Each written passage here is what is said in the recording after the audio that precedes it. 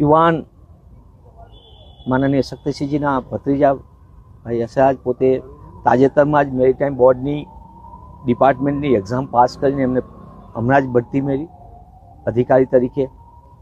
યુવાન મહેનત કરતા તે પોતે યુપીએસસીની પણ તૈયારી કરતા હતા અને એકદમ સુખી પરિવાર, આનંદિત પરિવાર. એમના પત્નીશ્રીને બંને ગઈકાલે સામાજિક દ્રષ્ટિએ તેઓ વિદેશ જવાના હતા. એની પહેલાં એમના ફૈબા સાહેબને જમવા માટેનો એમનો સામાજિક જે હોય તે પ્રસંગમાં પોતે એની આ જમવા માટે ગયા હતા અને ત્યારબાદ પરત જ્યારે ઘરે આવ્યા ત્યારે જે એમને ટેવ હતી કાયમ ભાઈને, એમને પોતે રિવોલ્વર રાખતા હતા પોતાની અને એના કારણે એ ઘણી વખત રિવોલ્વરને આમાં ફેરવીને જે રીતની આપણે કરતા હોઈએ છીએ કે યુવાનને ઓલામાં એમાંથી અકસ્માતે છૂટેલી ગોળી એમના પત્નીશ્રીને ગળાના ભાગ ઉપર વાગી અને જે વાત એમને પોતે જ આ બની ઘટના એટલે તરત જ તુરત જ એમને 108ને જાણ કરી.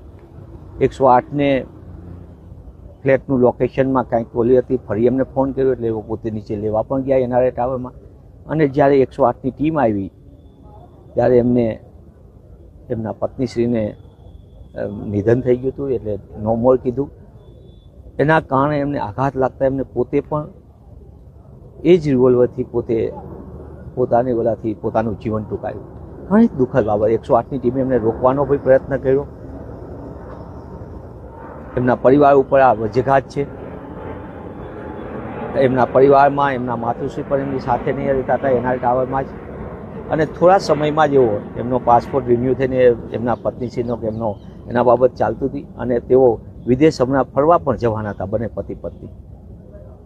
એટલે આ એક અમારા સૌના માટે દુઃખદનો છે. માનનીય શક્તિસિંહજીના પરિવાર માટે, એમના શુભેચ્છકો માટે અને અમારા સૌના માટે આ એક દુઃખદ ઘટના છે. ક્યારે લગ્ન થયા હતા? થોડા સમય મારી આગળ જે પ્રાથમિક માહિતી છે મારે માનનીય શક્તિસિંહજી ઘણા આઘાતમાં છે એટલે મેં વિશેષ નથી, પણ થોડા સમય પહેલાં જ એમના લગ્ન પ્રસંગે થયા હતા. એનો સમય બી થોડોક થયો છે, મારી આગળ એક્ઝેક્ટ નથી, પણ હું એટલું નિશ્ચિતપણે કહું એકદમ આનંદિત ભાઈને હું મળેલો છું, યશરાજભાઈને, અને એકદમ એમને કોઈ વ્યસન નહીં, કોઈ પણ પ્રકારની ઓલી નહીં અને એકદમ ઉત્સાહિત નવજવાન તરીકે એમને બે જ બાબતનો, એક પોતે રિવોલ્વર હંમેશા સાથે રાખતા હતા અને બીજો એમને વાહનનો શોખ હતો. એકદમ વાહનને સ્પીડમાં ચલાવે. ઘણી વખત શક્તિભાઈ બી ઠપકો આપતા, અમારે બી વાતચીત ક્યાંક થાય તો કે મને વાહન સ્પીડમાં ચલાવવું ગમે છે. બાકીની વિગતો તમને અનુકૂળતા પણ એટલું નિશ્ચિતપણે છે કે આ સમગ્ર બાબત આપની વચ્ચે કહી રહ્યા છે. અમારા સૌના માટે આ દુઃખદનું છે.